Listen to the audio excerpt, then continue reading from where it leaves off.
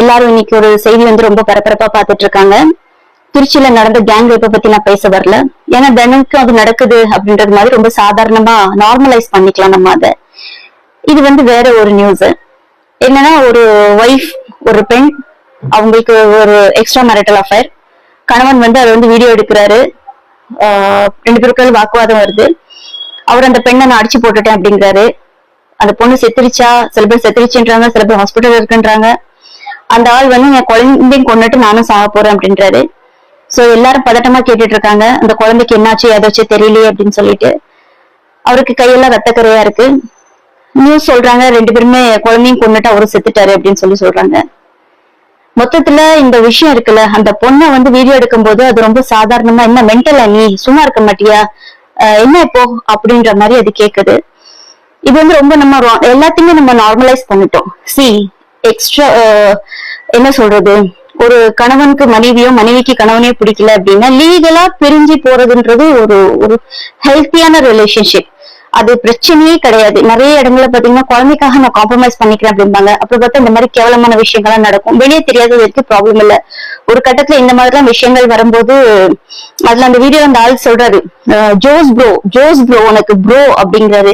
இன்னைக்கு இந்த ப்ரோன்ற வார்த்தை ரொம்ப குப்பையாயிடுச்சு. ஆக்சுவலி நம்ம முன்னாடி எல்லாம் வந்து அழகா ஒரு 20 வருஷத்துக்கு முன்னாடி 30 வருஷத்துக்கு முன்னாடி எல்லாம் பாத்தீங்கன்னா எல்லாருமே அண்ணா, அக்கா, தம்பி, தங்கச்சி இப்படிதான் சொல்லுவோம். அப்ப இப்போ உள்ள ஜெனரேஷன் அந்த வார்த்தைகள்லாம் எல்லாருக்குமே கெட்டாவத்த மாதிரி ஆயிடுச்சு. சோ கொஞ்சம் ஸ்டைலா கூப்பிடுறவங்க ப்ரோ அப்படின்னு கூப்பிட்டுக்கிறாங்க. ஏன்னா சகோதரர்னு சொன்னா அது ரொம்ப ஒரு மாதிரி கிரிஞ்சா இருக்கு நிறைய பேருக்கு. அண்ணா தம்பின்னு சொன்னா கிரிஞ்சா இருக்கு. சரி, அண்ணா தம்பி கூட சொல்ல, சம்டைம்ஸ் ஒரே வயசுல இருப்போம், ஒருத்தர் பெருசா ஒருத்தர் சின்னதாவும் ஏன் காமிப்பாங்க அப்படின்னு சொல்லிட்டு ப்ரோன்றது ரொம்ப கேஷுவலான ஒரு வேர்ட் ஆயிடுச்சு. ஆனா இப்ப என்ன ஆயிடுச்சு அப்படின்னு பாத்தீங்கன்னா, கப்பல்ஸ் அவங்களுக்குள்ள ப்ரோன்னு கூப்பிட்டுக்கிறது, கணவன் மனைவியை ப்ரோன்னு கூப்பிடுறது, மனைவி கணவனை ப்ரோன்னு கூப்பிடுறது, இது என்ன கர்மமான வார்த்தை அப்படின்றது புரியல. ப்ரோ வந்து மாடர்ன் வேர்ல்ட்ல வந்து கணவனான்ற வார்த்தைக்கு வந்துடுச்சா, இல்ல maybe best friend, boy bestie, என்ன கன்றாவியான வார்த்தைன்னு தெரியல. இந்த கால மாற்றங்கள் இருக்கு இல்லையா, இந்த கலாச்சார மாற்றங்கள், நாங்களாம் இன்னைக்கு ரொம்ப ஃபார்வர்டா இருக்கோம் அப்படின்னு சொல்றது எல்லாமே கள்ளத்தனமா இருக்கிறதுக்கு ரொம்ப ஈஸி ஆயிடுச்சு. சோ அந்த வார்த்தை வந்து அவ வந்து ப்ரோன் யூஸ் பண்ணிருக்காப்ல. இப்ப நார்மலா பாருங்க, ப்ரோன் சொன்னா நமக்கு வந்து ஒரு சஸ்பெக்ட் பண்ணதுக்கே அசிங்கமா இருக்கும். இல்லைன்னா ப்ரோன் சொன்ன வார்த்தை நம்ம எப்படி தப்பா எடுத்து பார்க்க முடியும், அண்ணா தம்பின்னு சொன்ன வார்த்தை நம்ம எப்படி தப்பா எடுத்து பார்க்க முடியும் அப்படின்றது ஜென்ரலா இருக்கும். அந்த குடும்ப கட்டமைப்பு, நம்மளுடைய பண்பாடு, ஃபர்ஸ்ட் பண்பாடுன்னு ஒண்ணு கிடையாதுங்க, நம்மளுடைய சுயமரியாதை இருக்கு. இன்னைக்கு நிறைய பேர் வந்து பண்பாடு கலாச்சாரம்னு சொல்லிட்டு கிண்டல் பண்ணுவாங்க. அது கிடையாது, என்னோட சுயமரியாதை இங்க இருக்கு. ஒழுக்கம்ன்றதே சுயமரியாதை தான். நீங்க ஒழுக்க கெட்டத்தனமாட்டு போயிட்டு அதுக்கப்புறம் உங்க சுயமரியாதை உங்களுக்கு எங்க இருக்கு, நீங்க எங்க சுயமா இருக்கீங்க?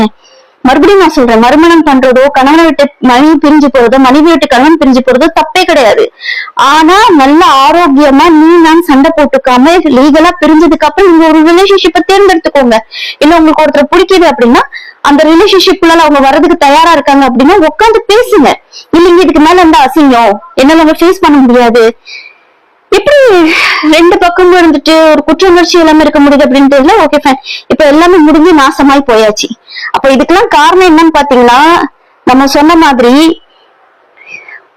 1 10 கூட வச்சுக்குவாரு, அவருக்கு தகுதி இருக்கு அப்படின்ற ஒரு சில பேரை பார்த்து நம்ம சொல்ற வார்த்தைகள், அவங்க ஃப்ரெண்ட்ஸ் தான், வேற ஒண்ணும் கிடையாது அப்படின்னு சொல்ற வார்த்தைகள், இந்த ஃப்ரெண்ட்ன்ற வார்த்தைக்குள்ள எல்லாமே ஒழிஞ்சிருக்கு. மொத்தத்துல ஒண்ணு தாங்க சொல்லணும், பேய் அரசாண்டால் பிணம் தின்னும். எப்படி? பேய் அரசாண்டால் பிணம் தின்னும். இதை விட இன்னொரு சூப்பர் லைன் இருக்கு, பித்தன் ஆண்டால் குலம் நாசம். பித்தம்னா என்ன? பித்தம்னா யாரு? பைத்தியக்காரன் கையில சட்ட திட்டங்களோ, பைத்தியக்காரன் கையில நாடோ, பைத்தியக்காரன் கையில ஒரு அதிகாரமோ கிடைச்சா அது என்ன ஆகும்? குல நாசம். அதுதான் இப்ப நடந்துட்டு இருக்கு.